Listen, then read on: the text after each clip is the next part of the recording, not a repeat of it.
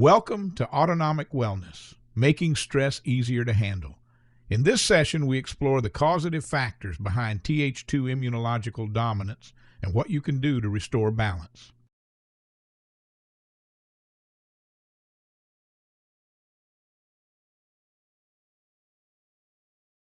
Thank you for your patience, and let's get started. So today's segment is on the third segment of the Th2 dominant immunological dominant solutions presentation, within which we're going to follow on from the initial two segments, in which the first was to give a more general understanding of different aspects of immunity, that of adaptive and innate immune expression, leading into what exactly are Th2 expressions, not necessarily from a pathological perspective, but from a warranted perspective. And this brings us into today's segment, in which we are actually going to be talking about causative factors that can lead to an imbalance of Th2 immunological expression. So with that being said, let's get cracking into our third segment for the webinar series. So Th2 dominant solutions, causative factors of Th2 dominance. Firstly, antibiotic use. This is quite an interesting point because in the last century, particularly those of us who are millennials can attest to this fact, and potentially generations thereafter. But the advent of antibiotics most certainly has served society to the point where we have an increase of population, an increase of lifespan, but it also comes at a certain cost. Now, the cost could be offset if it is that we were more conscious, which I believe that the medical fraternity have become more conscious in their scripting and recommendation of antibiotics. But I do recall during my youth and upbringing instances where one were to catch influenza or even a small bout of food poisoning can often enough promote the suggestion of antibiotic use. So I'm definitely not discrediting the use of antibiotics. They do serve a purpose to save lives. And in many instances, when the immune system becomes compromised, as in when we get older, the use can be beneficial. However, the concurrent and habitual use, particularly of antibiotics in the developmental years, most certainly does distort how the immune system perceives how it ought to respond.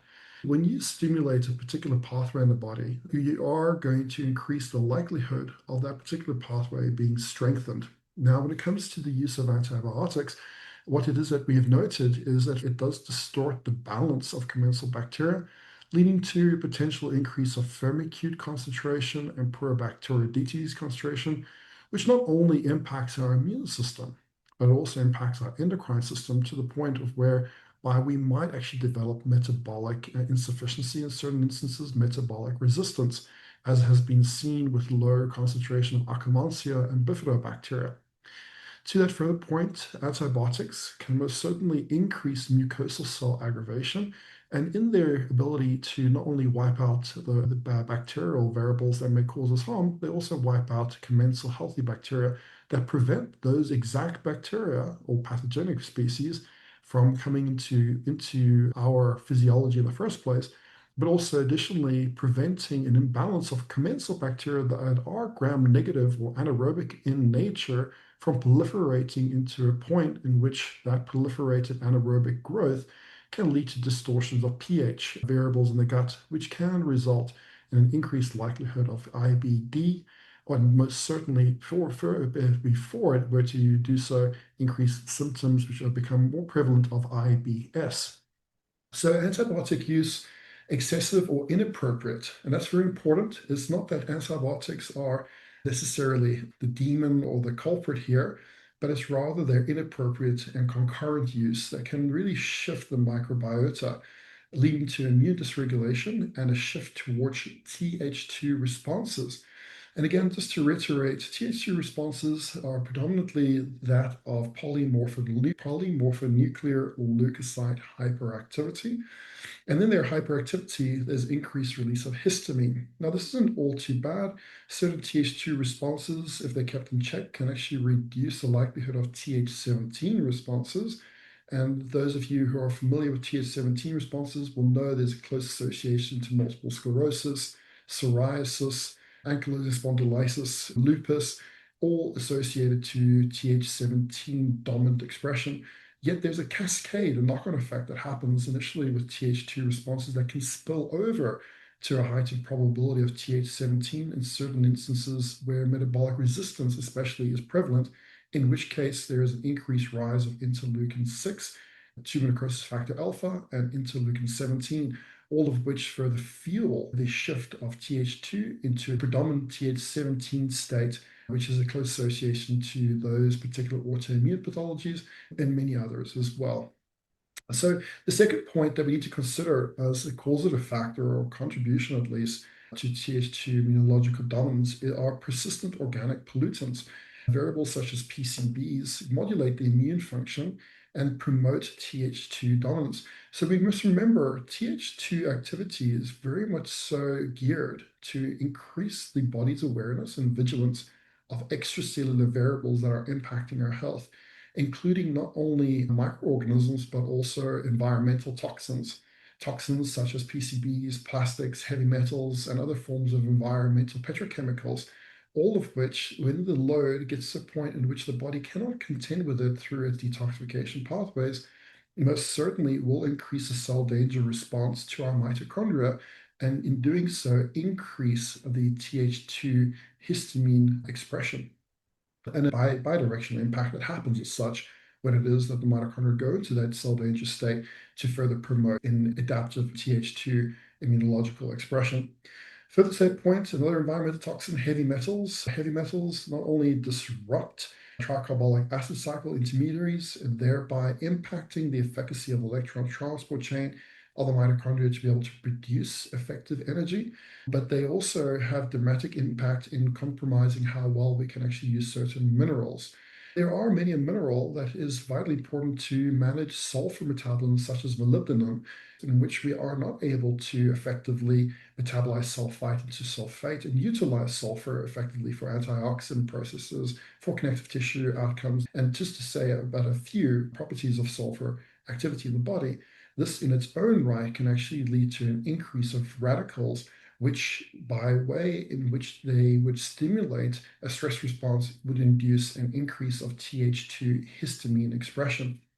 So three main variables in our current time, which are becoming more and more common in the day and age of technological evolution, which we are exposed to, particularly in the last century. There was a heavy exposure to amalgam fillings. It's not so common anymore, which is great to see. Dominic Nishvitz, probably one of the best, in my opinion, the best biological dentists in the world, has really been paving the way and contributing to greater global awareness so that people can avoid putting these toxins in their bodies unnecessarily, particularly when it comes to the old school dental work, which is evolving to new school conceptualization of how to care for one's oral health. And to that further point, just considering what it is that we can do with our produce, even if we are going to consume organic foods, it's really important just to utilize certain enzyme-based vegetable and fruit washes in order just to clear off the likelihood of any pesticides, organic or not. There's always a likelihood of cross-contamination that happens in agriculture.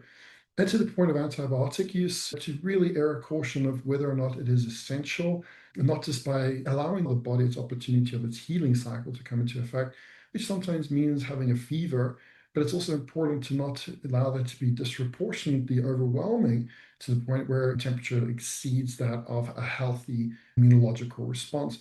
And this is where proactive medicine really should come into the equation instead of reductive medicine. And that's the unfortunate reality of evidence-based medicine. The benefits of evidence-based medicine, it reduces the risk of harm, or it's meant to, but the downside is that it's very reductive. It's the reductive outcome of statistical means that's measured through an entire populace to determine the most safe way in order for the entire population to utilize a particular medication. Now, that might sound correct, and it most certainly can be. However, the shortfall of that is it doesn't necessarily always take an individual or the changing environmental factors that may be outside the observational design or the cohort or random control trial that were actually determined in the use of those drugs in the first place. And interestingly, most of the medication, pharmacological medication, 85% of RCTs and cohort studies actually done on Caucasians. So when we think of the other cultural variables and racial variables, there are a difference in terms of genetic expressions and vulnerabilities and strengths that we all have. And that ought to be complemented in a multi-diverse culture.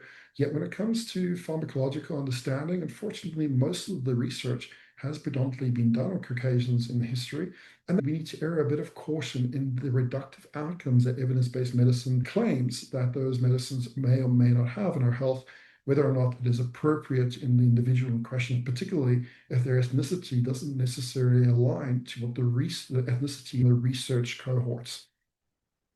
Further to that point, additionally, envelope-based viral infections. So variables such as your DNA-based viruses like your Epstein-Barr, cytomegalovirus, HSV6, HSV1, HSV2, all these viruses, essentially, once we have had some form of exposure, they remain dormant. And how it is that they actually embed themselves in the codon of our DNA.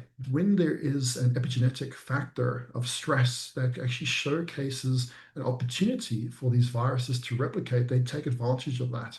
So take Epstein-Barr as an example. Epstein-Barr will hijack ribosomal machinery of our cells when there's an opportunity for it to express proteins that similarly look like cytokine that ought to increase immune tolerance, not immune reactivity.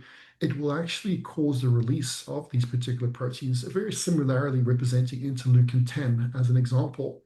The increase of interleukin 10 thereby actually directs or redirects the immune system to not look inside the cell for the threat, but rather, if interleukin 10 were to accompany interleukin 4, interleukin 5, and interleukin 13, may increase the surveillance in the extracellular space of which Th2 expression is all about. So essentially, when it is that we have an excess of stress, which can come about from an imbalance of hormones that lower the tolerance of stress, or can come about just by way of actual overload of exercise, or an unfortunate viral or infectious process that just topples our homeostatic capacity or hormetic bandwidth, this in its own right can not only create susceptibility to what it is that we're contending with, but also latent variables that are dormant and otherwise healthy autonomic tone, which is why the nervous system's health is super important to establish how it is that we can create equilibrium when it comes to the topic of any dominance, not let alone that of Th2 immunological dominance. The other variable here is the hygiene hypothesis. And this is actually an interesting hypothesis here, in that which it postulates that the reduced exposure to natural circumstances of bacteria, viruses, and so on, particularly in the last century, there was a huge shift in trying to be more cleanly and more antibacterials and so on. And I even remember during COVID times, how bacterial hygiene hand cleanser was readily given out.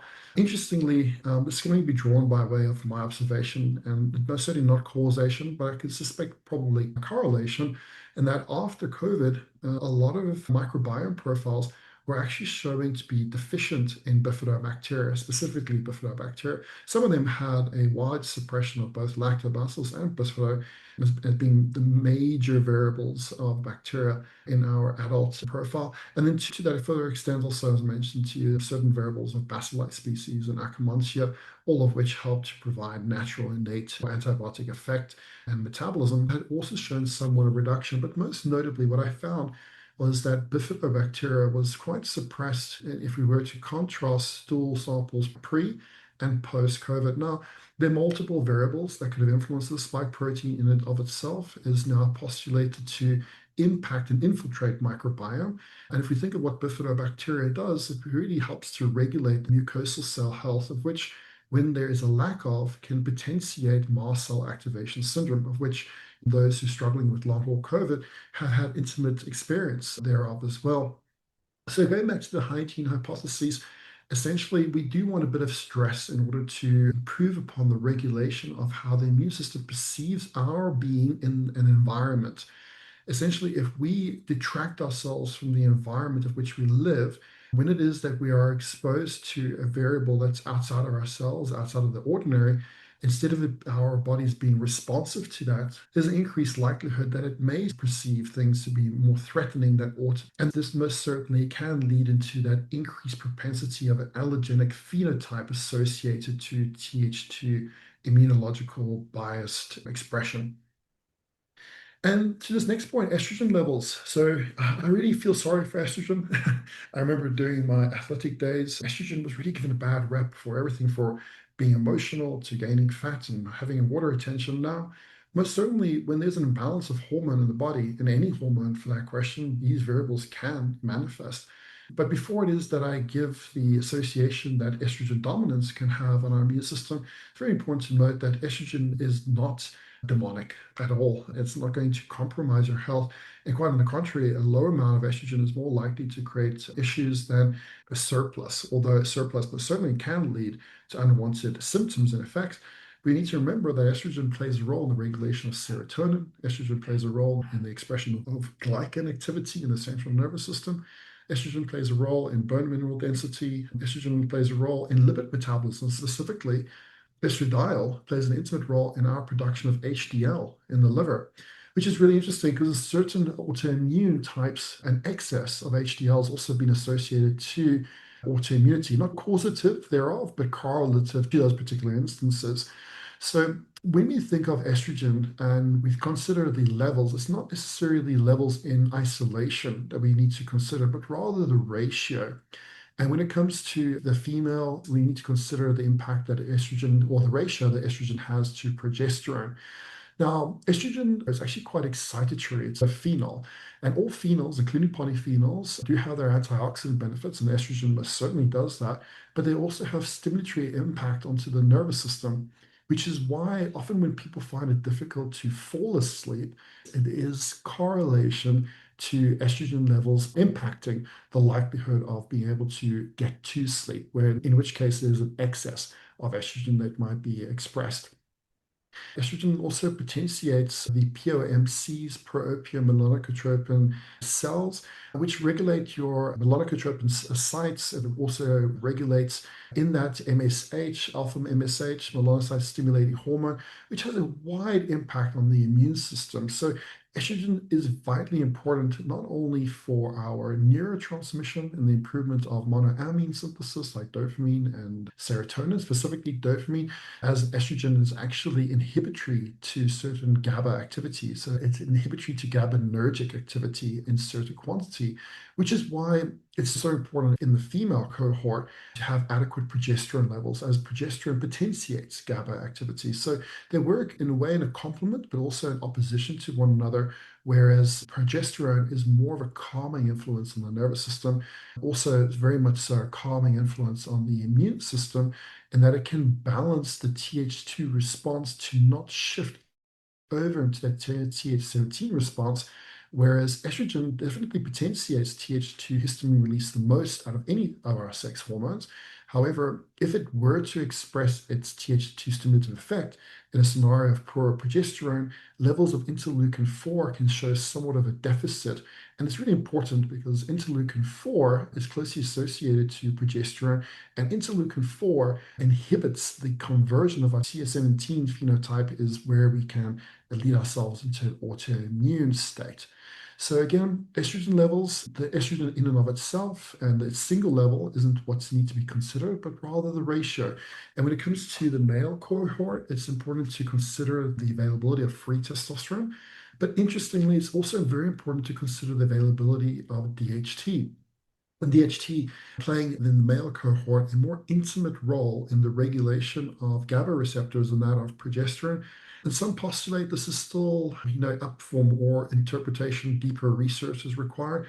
But some postulate it's to do with the impact of the Y chromosome not being as receptive as what the X chromosome is to progesterone. That being said, both sexes need progesterone, so it's not that one needs it more than the other. However, it's just a consideration that women have more estrogen than what men have, and estrogen and progesterone, they compete against each other's expression. So in certain instances, an elevation of progesterone in a man's body has been noted to increase risk of clotting and impotence. So it's about the ratio of activity, and also to note why it is that there's a surplus or insufficiency in any instance. But coming back to the male endocrine or immunoendocrine aspect, DHT forms a part in being a precursor to the production of 3-alpha androstenedione, which is again a modulative variable to GABA receptor activity, and thus also provides more stability in cases of excitation and or dopaminergic signaling, of which testosterone can potentiate, but it's more so in instances of estrogen and thyroid that has the greatest capacity to potentiate dopaminergic activity. but noting testosterone's positive impact in preserving what we call the basal nuclei neurons, which are neurons that are responsible for the health and dopamine expression. So think of estrogen levels and the impact that it has on Th2 dominance. We really need to consider ratio of activity because in instances, as an example of perimenopause or menopause, estrogen levels may be very low, but yet one can still express Th2 dominance. But it's not necessarily just because of the estrogen, but it's the ratio that they may not have in consideration or contrast to progesterone or testosterone. So it's really important to look into the whole mechanism, which is the point that I'm trying to make here. In cases of estrogen dominance, we talk about ratio dominance, it does have the increased likelihood, more so than any other sex hormone, to potentiate Th2 activity. And this is also warranted because during times of pregnancy, when estrogen levels do rise, you want to prevent the likelihood of the body attacking its cells. And again, Th1 responses are more aligned with apoptosis of cellular construct, whereas Th2 is more aligned with surveying the space in between the cells. So it makes sense as to why estrogen would potentiate that Th2 response. And in cases of pregnancy, that's a warranted response. However, when it is distorted in its ongoing expression, this is where we can start to develop unwanted symptoms associated to sickness syndrome, or for those of us who are already aware, initially innate immune system autoinflammatory dysregulation, which it can again eventually develop into an autoimmune phenotype in cases such as when Th2 promotes Th17 outcomes. Okay, so atopic individuals with atopic dermatitis, asthma often exhibit Th2 dominance, and they're characterized by elevated levels of Th2 cytokines. So some of the causative factors here is just to reiterate what I mentioned before, exacerbated concurrent antibiotic use, persistent organic pollutants, heavy metals in envelope-based viral infections, and correlative factors, so the hygiene hypothesis, estrogen levels, and atopic conditions, these all have an impact to potentially potentiate the increase of Th2 dominance. With regards to atopic conditions, there's again the crossover, very intimate crossover here with interleukin 17. Potentially in that also its increase of GATA3 STAT6 activity in when dermal cells have lost their regulatory Treg activity or expression. And this most certainly, one can deduce a lack of Treg functionality and expression in these particular cases is what is and how atopic conditions can potentiate a greater degree of Th2 expression, Th2 immunological expression. Causes of atopic states, environmental factors, allergen exposure, contacts to allergens such as pollen, dust mites, pet dander, and certain foods can trigger or exacerbate atopic conditions. That's also important to remember what I mentioned to you before about the hygiene hypothesis. If it is that we had the unfortunate experience of having neurotic parents that were running after us with wet wipes and all sorts growing up, that actually may have been a disservice to our capacity to tolerate variables from the environment, such as pollen. There are obviously certain genetic variables to this as well, but epigenetic variables are also vitally important to consider. I'm going to get through these slides, and then once I have done so, I'm going to open up the floor for any questions that anybody has, if that's okay. Another point here is climate. Low humidity and low temperatures can increase the prevalence and risk of flares in patients with atopic dermatitis. And that also is not only true for low, but also high humidity and damp scenarios, in which case a variable such as mycotoxins can actually proliferate and also create yet a pathogenic variable to Th2, a warranted Th2 immunological expression. Other variables, pollution, environmental pollutants, tobacco smoke, cadmium in particular has an impact on most heavy metals, but cadmium specifically from tobacco smoke does have an impact in particularly increasing Th2 associated neutrophil activity in the lungs, which can lead to things such as emphysema over time. Industrial chemicals, all have been linked to higher rates of atopic conditions. My wife, being Russian, she's born in a place called Urel, which is a very industrial part of Russia. And like myself, being born in South Africa in a place called Vanderbijl Park, these are two industrialized regions of both countries, South Africa and Russia. Having exposure to these continual environmental pollutions, whether from a steel manufacturer in my example, or from coal manufacturer in her example, most certainly does lead the immune system to adapt to a more reactive state. So it also depends upon what it is you're exposed to in your former years of life that impact how it is that the immune system may respond in a lifelong manner, specifically because those environmental variables alter not only the programming of our physiology, but also the ecology of our microbiota profiling. And then other factors, just to reiterate that hygiene hypotheses, reduce exposure to microorganisms in early childhood may limit immune system development, leading to a higher propensity for allergic diseases. A few other immunological factors, immune system dysregulation, an overactive immune response, particularly involving immunoglobulin E. So if you were wanting to review a blood panel to determine whether or not you were at risk of a Th2 dominant, immunological dominance, and running a full IgG panel of all 4 antibodies can give you a vantage point. It's not deterministic, but it is a vantage point to take into consideration. Other variables, they might be a bit more nuanced to look into it, like immunological subsets or lymphocyte flow cytometry or cytokine map, which gives an indication of cytokine dominant expression associated to different humoral or cellular arms of immunological activity.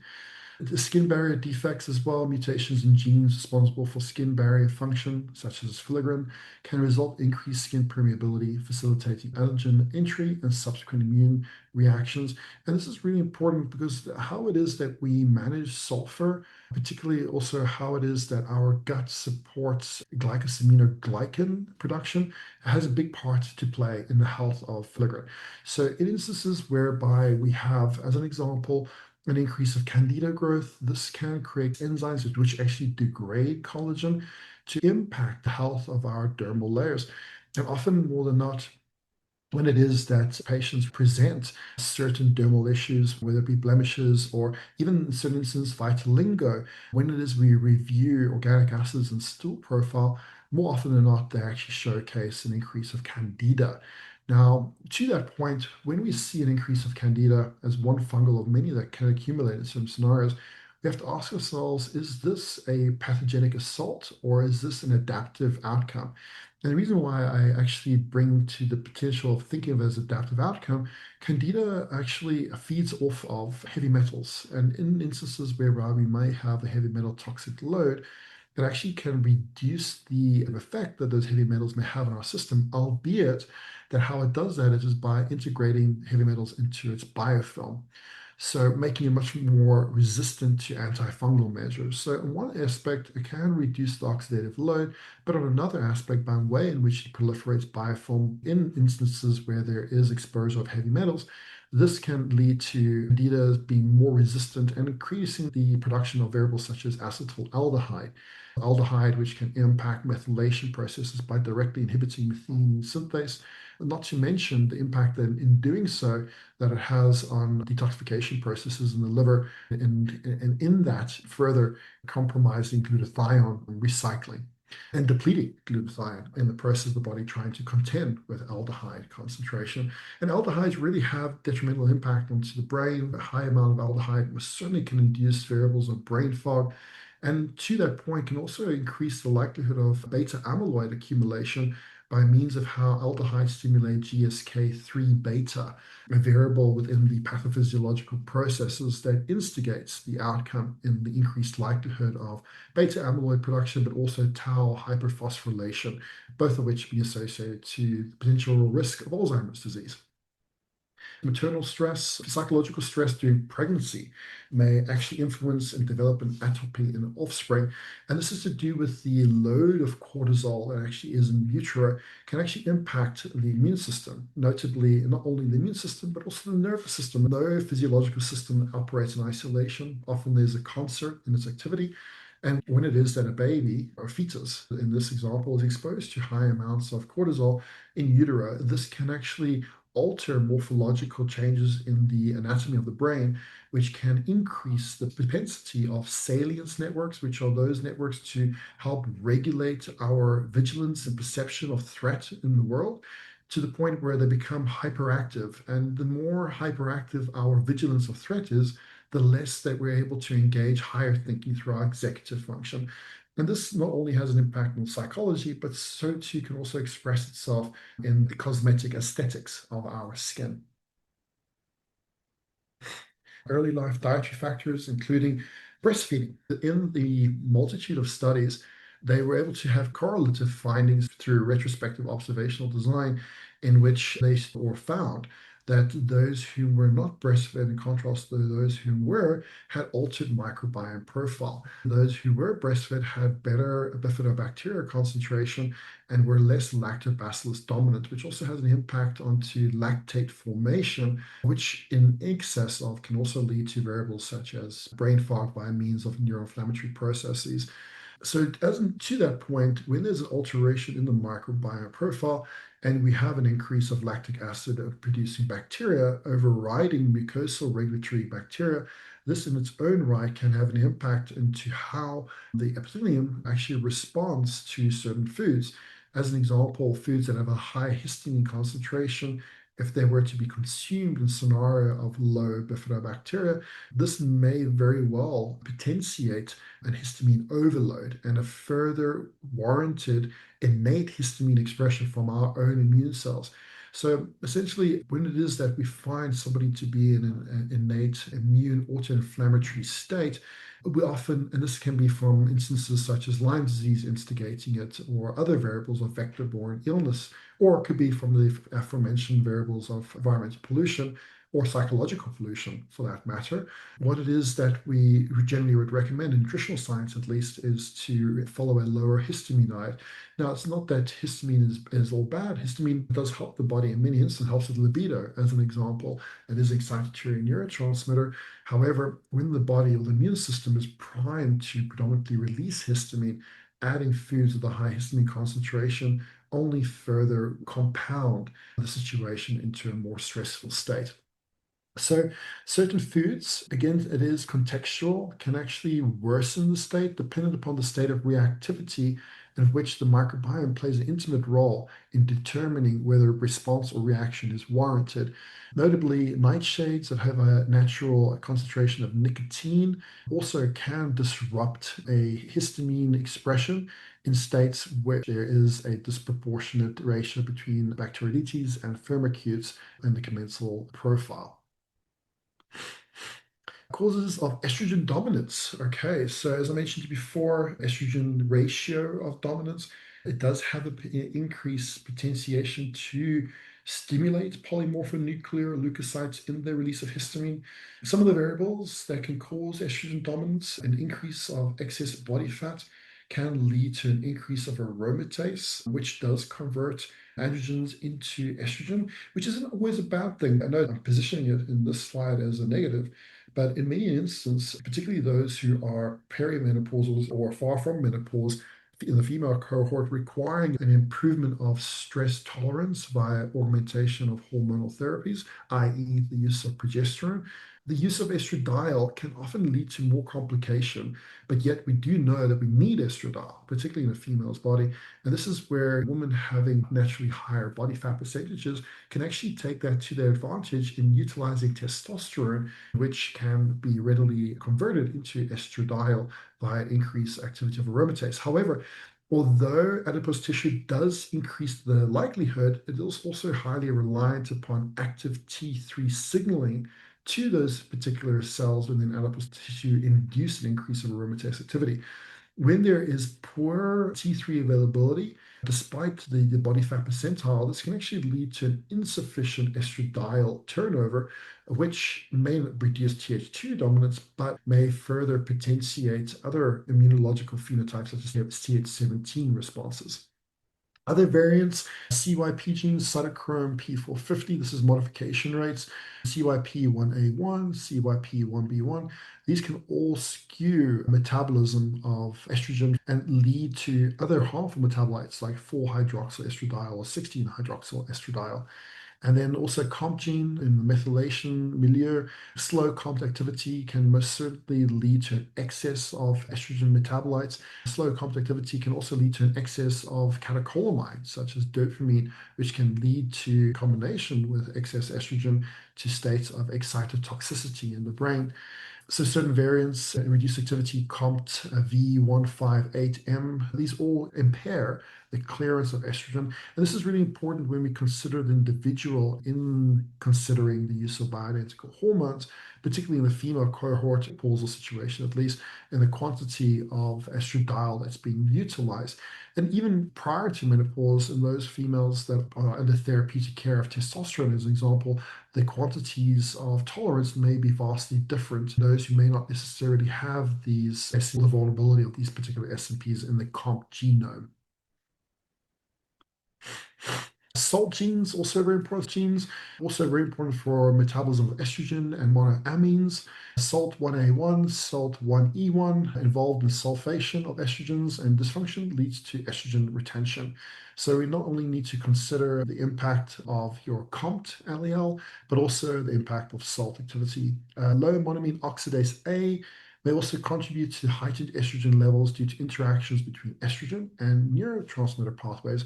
And that also ties into the activity of your SALT 1A1 activity in particular. Often a sluggish SALT 1A1 can lead to a sluggish MAO-A activity. And in these individuals, they often benefit from actually having a bit of fat and fiber prior to bed in order to have a better night's sleep. Chronic stress and elevated cortisol levels reduce progesterone synthesis. It's called steal or progesterone steal.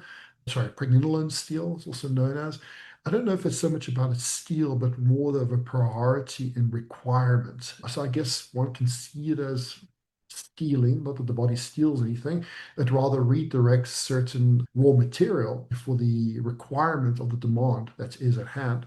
Chronic stress most certainly can shift how it is that we use progesterone, how it is that we use pregnenolone in order to fuel hypercortisolemia in processes to moderate the inflammatory outcomes of chronic inflammatory burden, as cortisol, free cortisol at least, helps to mitigate inflammation, which is why in instances such as obesity, which has a propensity to increase 11-beta hydroxysteroid dehydrogenase 2 activity, which readily converts free cortisol to cortisone, can actually give a false serum concentration of cortisol, which is actually not biologically supportive of the inflammatory state that the body is in, which is where variables such as licorice extract can come in handy. However, in the use of licorice extract, it's really important to consider anybody's hypertensive, or if it is that they have imbalance to the mineralocorticoid utility in the body, of which progesterone, interestingly, plays a very intimate role in regulating along with the thyroid hormone, often complementing in opposition as in how they do so. Hypothyroidism, reduced sex hormone binding globulin. So, a reduction in sex hormone binding globulin might sound like a great thing. I remember in my bodybuilding days, I was like really wanting to suppress it, so I had more free androgens.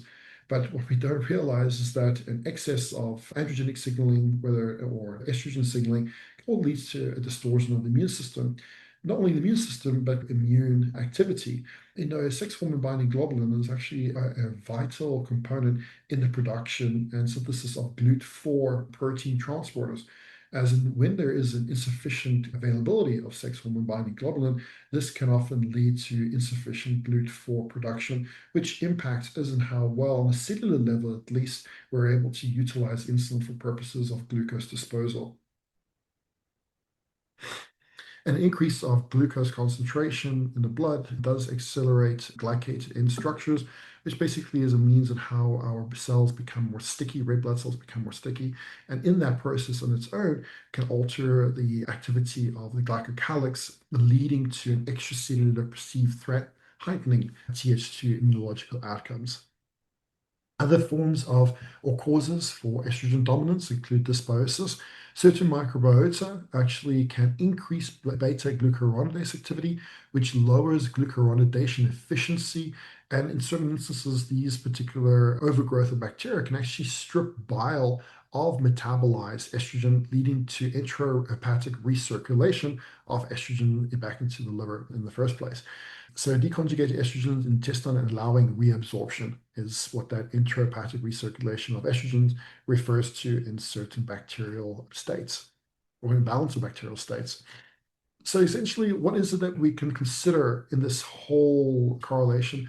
So histamine, the sort of symptoms here: hay fever, hives, flushing, headaches, brain fog, Excess histamine can lower libido. They can cause a lot of pain. One of the biggest variables to cause fibromyalgia is an excess of histamine expression. Issues with the skin, whether it be blemishes, acne, psoriasis, most certainly has a close association to both Th2 and Th17. Gastrointestinal issues there from most constipation, diarrhea, fluctuating between those two variables, bloating, discomfort. A lack of appetite can also be associated to an excess of histamine. Excessive appetite can actually also, in instances where there's candida overgrowth, also be associated to that as well. Endocrine estrogen interactions with histamine, estrogen and thyroid hormone being the greatest potentiators for Th2 expression. If it is that their activity is not regulated by other cholesterol-based hormone, amine hormone, or peptide hormones, can potentiate a worsened histamine state. And certain neurocognitive symptoms, brain fog, short-term memory recall issues, sleep compromise is a big one here from a neurocognitive perspective. When it comes to histamine, it's not so much a compromise in being able to fall asleep, but rather to be able to stay asleep. Waking up frequently to urinate in the evening has got an association with a heightened polymorphonuclear leukocyte activity. And immune susceptibility, the greater the Th2 response, the more subdued our Th1 vigilance becomes. And this leads to intracellular threat as well as oncogenesis coming into effect by mutation of processes happening inside the cell. So essentially what it is that we have Th2 dominance, we do increase our susceptibility to intraviral variables due to the lack of surveillance that can cause on Th1 expression. Signs and symptoms of Th2 dominance. Firstly, hormonal imbalance, increased histamines leading to headaches or migraines, menstrual irregularities, particularly PMS symptoms, and conditions like endometriosis in some cases can have an association, a bidirectional association to Th2 immunological dominance. Particularly heavy menstrual flow and painful periods are associated to Th2 dominance by a way in which when there is an imbalance of progesterone availability in contrast to estrogen, this can lead to a thickening of the endometrial lining, leading to an increase of blood flow and pain during menses. In instances where you may not necessarily note an increase of blood flow or pain, noting an increase of regression, headache prior to menses is also yet another sign of progesterone ratio insufficiency to estrogen, which is likely to be accelerating or exacerbating the release of histamine by way in which how estrogen potentiates Th2 responses and in contrast to that of progesterone. Inflammatory conditions, chronic sinusitis or nasal congestion, immune diseases can arise from concurrent, ongoing, unresolved Th2 dominant activity by means and how it can potentiate interleukin-17 outcomes there, potentiating Th17 expression, which has got a close association to autoimmune diseases like lupus and multiple sclerosis. Inflammatory bowel disease, Crohn's disease, ulcerative colitis, these are all associated to an excess of Th2 signaling. And allergic reactions, hay fever, asthma, bronchial hyperactivity, eczema, particularly when it comes to bronchial hyperactivity, especially during exercise. When I had a conversation with a bodybuilder the other day, a young guy, 27, really nice guy, and he was sharing his frustration in having this restriction of breathing time until he gets into about 15 minutes of his workout, and then everything seems to settle. He was just wondering what it was, why this was happening. And what I could deduce from that was an increase of cortisol drive, actually suppressing the Th2 expression from the free cortisol being made available, thus reducing the perception of its impact onto the bronchioles. But unfortunately, when the stress of exercise is removed and that cortisol load is somewhat suppressed, this is when you get a rebound of Th2 dominance with an aggressive rebound, which can lead to an unfortunate series of fibrotic tissue buildup in the lungs associated to the potential of Th17 outcomes of pulmonary disorders or diseases such as emphysema. Inflammatory reactions, again, just eczema, as mentioned, with dermatitis and food allergies and sensitivities, which is multifactorial as to how these particular symptoms manifest from Th2 dominance. But most notably, it is a combination of ongoing concurrent antibiotics, environmental pollutants, and a hygiene hypothesis that lead into an increased vulnerability of food allergies and sensitivities. A few other signs and symptoms of Th2 dominance, eczema, psoriasis, hives, or urticaria. gastrointestinal issues, bloating, diarrhea, abdominal discomfort, intestinal permeability, leaky gut. You can see this if you were to do a stool test in your zonulin, occludin levels and seeing what it is that they're expressing. Fatigue, chronic fatigue, or feeling run down, especially wired or tired feeling, most certainly is associated to hyperhistamine Th2 dominant expression. Of impairment, as I mentioned, memory lapses or difficulty concentrating. And that is the end of this presentation for today, guys. All right, everybody. Well, thank you very much for taking the time to attend this presentation today. Next week, Thursday, we will be going into the fourth segment of Th2 immunological dominance, within which we will be getting into the intricacies of the immunological distortions impacting Th2 immunological dominance. Not necessarily the causative factors, but more the pathophysiological innate variables that can actually lead to this particular immunological phenotype coming into existence. So I look forward to seeing you all again for next week. Take good care.